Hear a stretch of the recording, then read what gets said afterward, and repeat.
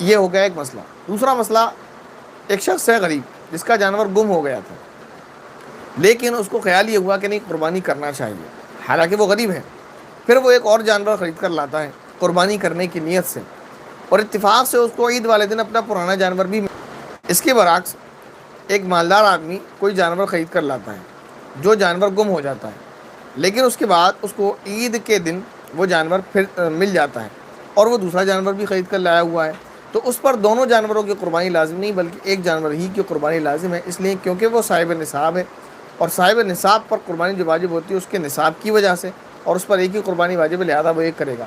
اب سوال یہ ہے کہ غریب دو جانوروں کی قربانی کیوں کرے گا؟ اس کا جواب یہ ہے کہ پہلا جانور جو اس نے واجب کیا تھا اپنے اوپر، وہ اس کی نظر کی وجہ سے واجب تھا، نصاب کی وجہ سے نہیں تھا، تو واجب تھا اس پر۔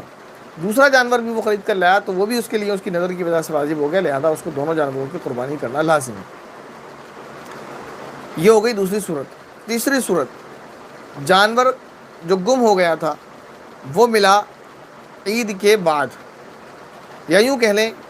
عید گزر گئی اور اس نے قربانی نہیں کی۔ کسی شخص نے جو جانور خرید کر لایا تھا اور عید گزر گئی اس نے قربانی نہیں کی، یا جانور ہی خرید کر نہیں لایا، عید گزار دی اس نے لاپرواہی میں، قربانی نہیں کی، یا کسی شخص نے اپنے جہالت کی بنا پر، کم علمی کی بنا پر گزری ہوئی عیدوں میں قربانی نہیں کی ہے، اب اس کو علم ہوا، اب اس کو خیال ہوا کہ مجھ سے گناہ ہوا ہے، مجھے عید پر قربانی کرنا چاہیے تھی، تو اب وہ کیا کرے؟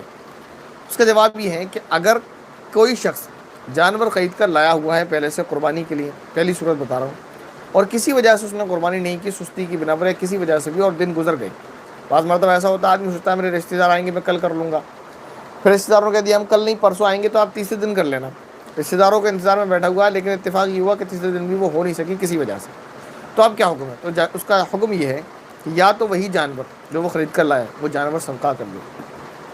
یا اگر جانور خرید کر نہیں لایا تھا پہلے سے سستی کی وجہ سے، یا پھر پہلے عدم علم یعنی کم علمی کی وجہ سے اس نے قربانی نہیں کی ہے، تو اس کی صورت یہ ہے کہ پھر وہ اب